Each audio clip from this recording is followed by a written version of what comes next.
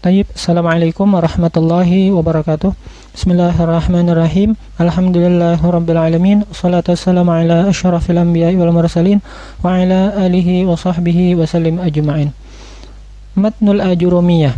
Hari ini insyaallah kita akan mempelajari Matnul Ajurumiyah, salah satu kitab yang diajarkan di pesantren-pesantren Indonesia yang berjudul Matnul Ajurumiyah.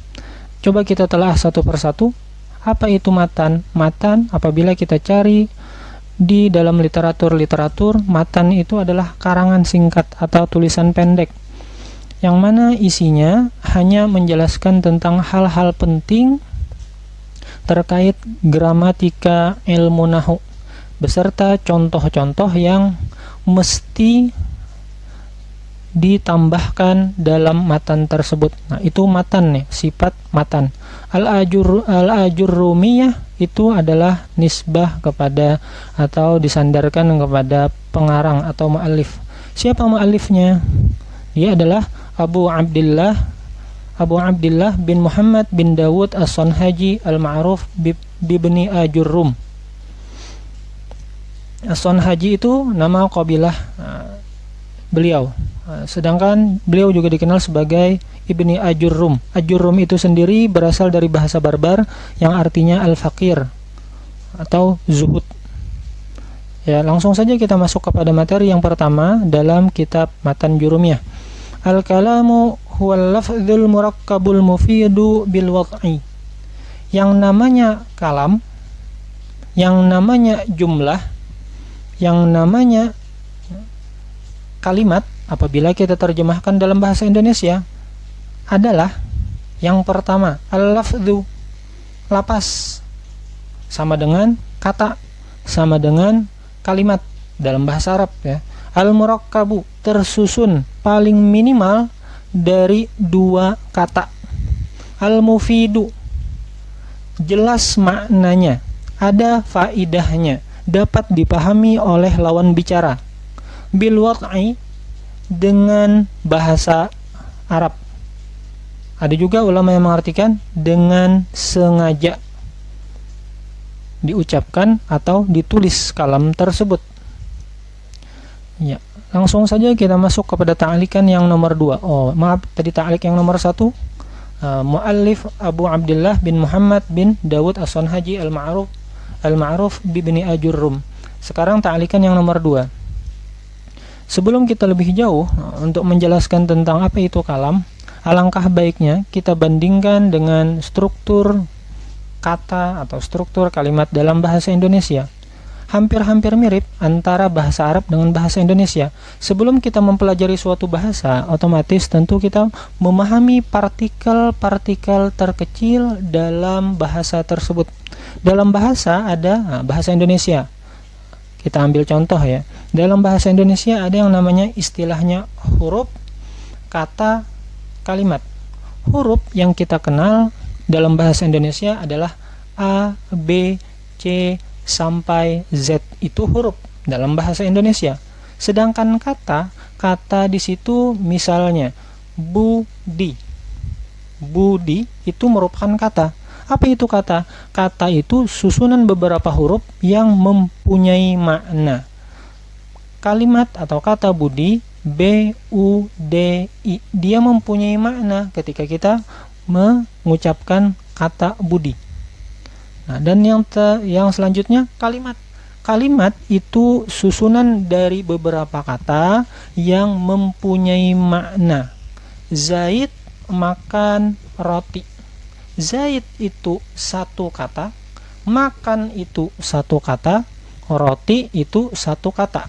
Ketika digabungkan semuanya, tiga kata tersebut menghasilkan sebuah makna, yang mana makna tersebut dapat dipahami oleh lawan bicara. Begitu juga apabila disandingkan dengan kalimat bahasa Arab atau ketika kita ingin belajar bahasa Arab. Ketika kita ingin mempelajari sebuah bahasa, maka otomatis kita pahami partikel-partikel terkecil dari bahasa tersebut. Yang mana ketika masih anak-anak, ketika masih bayi, kita sering diajarkan mulai awal itu Dia ajarkan huruf abjad, lalu diminta untuk membuat sebuah kata. Setelah pandai membuat kata, lalu diminta untuk membuat kalimat. Sama seperti itu juga. Nah, di situ kan ada tanda sama dengan. Kalimat sama dengan kalam dalam bahasa Arab. Kata sama dengan kalimat dalam bahasa Arab. Huruf sama dengan huruf dalam bahasa Arab. Kalam sendiri, kita ambil contoh. Akala Zaidun al-khubza. Zaid makan roti. Akala itu kalimat atau kata dalam bahasa Indonesia. Zaidun itu kalimat. Al-khubza itu kalimat. Harfun,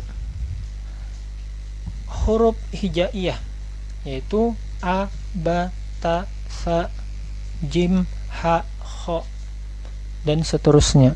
Jadi mirip ya apabila kita sandingkan bahasa Arab dengan bahasa Indonesia. Nah, itu yang namanya kalam. Kalam sama dengan jumlah. Jumlah sama dengan, apabila diterjemahkan dalam bahasa Indonesia, artinya kalimat. Nah, al-kalamu huwal lafzul murakkabul mufidu bil wad'i. Nah, dalam bahasa Arab, untuk bisa dikatakan kalam, untuk bisa dikatakan jumlah, untuk bisa dikatakan kalimat, maka harus memenuhi 4 syarat.